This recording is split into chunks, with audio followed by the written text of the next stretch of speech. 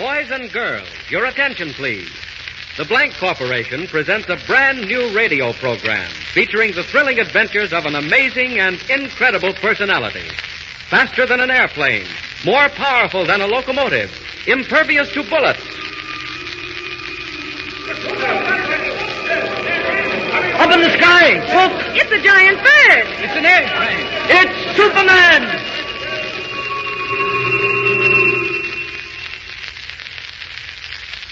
Superman, a being no larger than an ordinary man, but possessed of powers and abilities never before realized on Earth. Able to leap into the air 1/8 of a mile at a single bound, hurdle a 20-story building with ease, race a high-powered bullet to its target, lift tremendous weights, and rend solid steel in his bare hands as though it were paper. Superman, strange visitor from a distant planet, champion of the oppressed, physical marvel extraordinary who has sworn to devote his existence on Earth to helping those in need. But before we bring you the almost unbelievable story of how Superman arrived on Earth, a message from the Blank Corporation, makers of Blanco, that extra-rich, full-flavored breakfast food with a new taste thrill.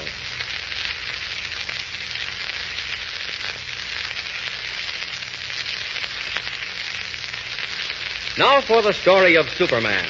And as it begins, we ask you to come with us on a far journey. A journey that takes us millions of miles from Earth, where the planet Krypton burns like a green star in the endless heavens. Here civilization is far advanced. It has brought forth a race of supermen, men and women like ourselves, but advanced to the absolute peak of human perfection. As we near Krypton, we see high walls and gleaming turrets. We approach the magnificent Temple of Wisdom. There, in a great hall, Jor-El, Krypton's foremost man of science, is addressing a meeting of the planet's governing council.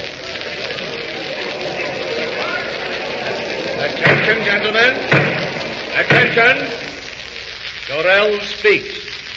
Members of the council, I have completed my solar calculations, and much as I dread uttering these words, I have come to the conclusion Krypton is doomed.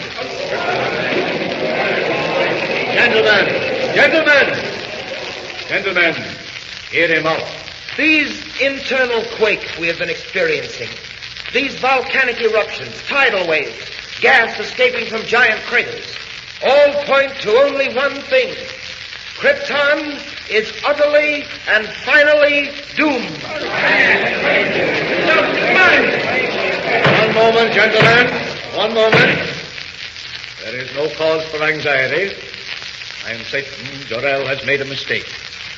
True, we have had a few minor quakes and eruptions, but nothing very serious. There must be some error in your calculations, Jor-El. No, there is no error, Roseanne. I only wish there were. The sun is gradually drawing Krypton closer to it. Within a month, possibly only a week, the gravitational pull will be so tremendous that Krypton will not be able to weather the strain. And then our planet will explode like a giant bubble, destroying every living thing on it. Assuming for the moment, Jor-El, that what you say is true, how are we to avoid it? What can we do to stop it? There is only one way. As you all know, I have been working on a spaceship designed for interplanetary travel. With time and united effort, we might transport the entire population of Krypton to another world. Impossible. Where would we go? To the Earth. My studies tell me the atmosphere of the Earth is very nearly the same as our own. You have been working too hard, Jor-El. You need a rest. Now, believe me, we have the utmost respect for your knowledge and integrity, but this is carrying it too far. Planets as large as Krypton do not explode, Jor-El. Do you hear that? It is the forewarning of doom. Every moment is precious now. Quakes like that are sounding the death knell of Krypton. It will happen, and happen soon. When the last great eruption comes... When it comes, Jor-El, it shall find us all ready. If Krypton is to die, we shall die with it. The potting would be much too severe. All right. Laugh if you like, Roseanne. And you, members of the council. I have no time to laugh. My wife, Lara, and my infant son are dear to me. It is not my wish to stand by and see them destroyed. Laugh, all of you. But a time will come, and that time is perhaps very close at hand, when you will wish you had heeded the words of Jor-El. Now you think me a fool. But remember what I have said, gentlemen. When Krypton is shattered into 1,000 million stars, when the glorious civilization we have built is no more, when you and your families are swept from the face of Krypton like dust. Order, gentlemen. Order. You have heard Jor-El speak. Is it your wish that we devote time and money to the building of spaceships for the transportation of Krypton's population to another planet? I am sorry, Jor-El. The Council has spoken. Yes, and signed the death warrants of every living thing on Krypton. Well, I have done my best to convince you. Now all that remains for me is to proceed with my own means of salvation. My own spaceship to save the lives of those near and dear to me. As for the rest of you, may the gods have mercy on your souls.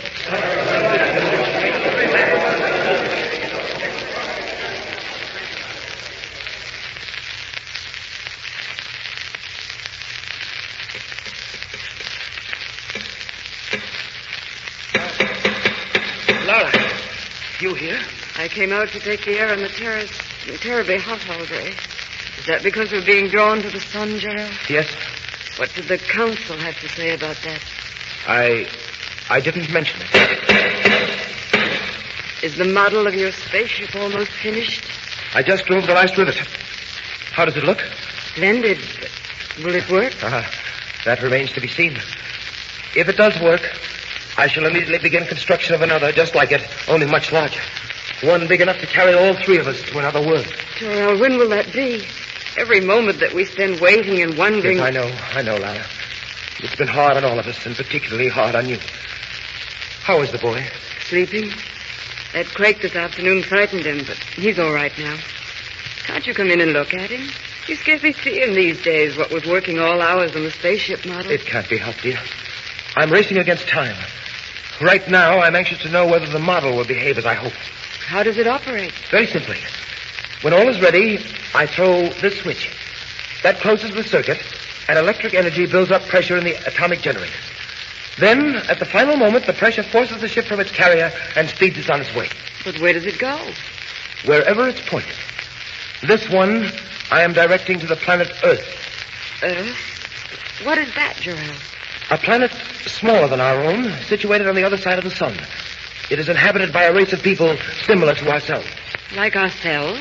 Well, only partly, of course. They're about the same size, but nowhere nearly as developed. Very weak and helpless, and with all their faculties extremely limited. How do you mean? Well, I haven't time to go into detailed explanation now, Lara, but it's something like this. You know how far you step when you want to go somewhere? Practically as far as I want. Why, one step takes me to Brata's house near the fountain. Exactly. Down where I'm sending this rocket, it's quite different. An Earthman steps only 3 feet at a time at most. And everything else is in proportion. And that's where we're going?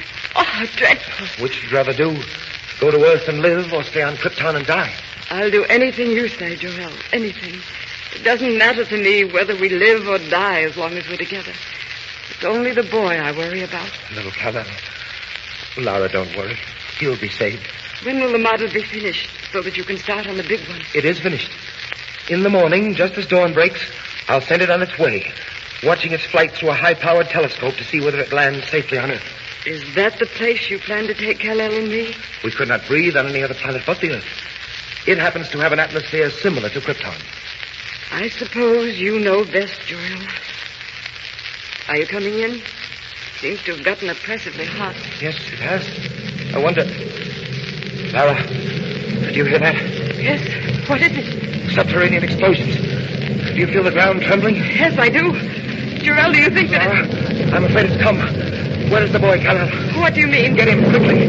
This is the end. Jor-El, what can we do? Nothing. I'm not ready. Oh, what a fool I've been to delay. Oh, it isn't your fault, Jarrell. You did all you could. If only the spaceship was large enough, we could take a chance. Jarrell, would it carry one of us safely to Earth? Oh, I think so. But where are you going? Stay here with me. I'm getting Jarrell. If one of us can be saved, Jarrell, it should be the boy. Quickly! No, Lara, come back. If one must go, it should be you.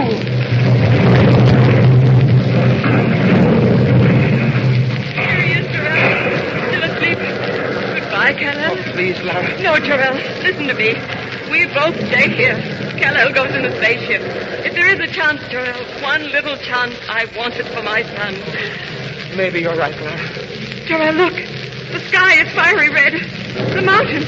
Look, the mountains are falling in. Oh, Jarrell, what's happening? The end of Krypton, Lara. Just as I foretold. This is the last great quake. Jarrell, it's an explosion. Quick, give me the boy. Kal-El.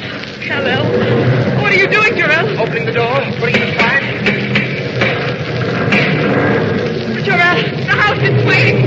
Breaking apart. Oh, look, Jarrell. There.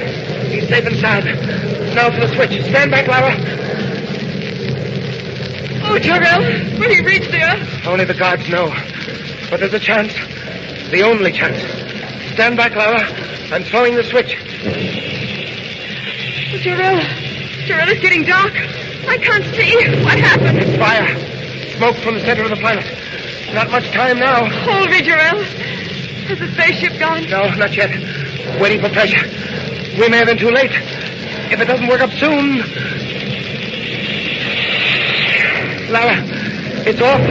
It's on its way. Jarrell, where are you? Here, get beside you, Lara. Listen, can you hear me? Our boy, Kal-El. Our son, Lara. He's on his way. On his way to Earth.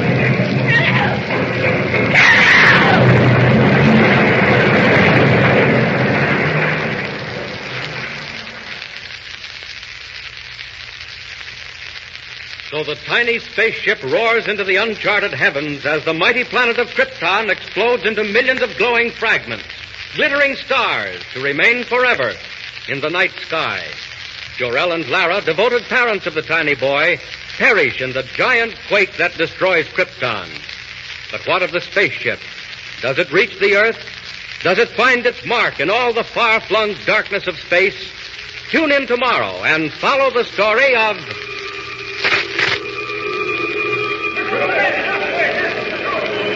Up in the sky, look! It's a giant bird. It's a plane! It's Superman!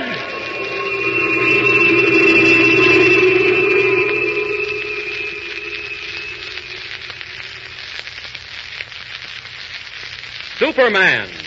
Don't forget, tomorrow, same time, same station, The Adventures of Superman. Brought to you by the Blank Corporation, makers of Blanco.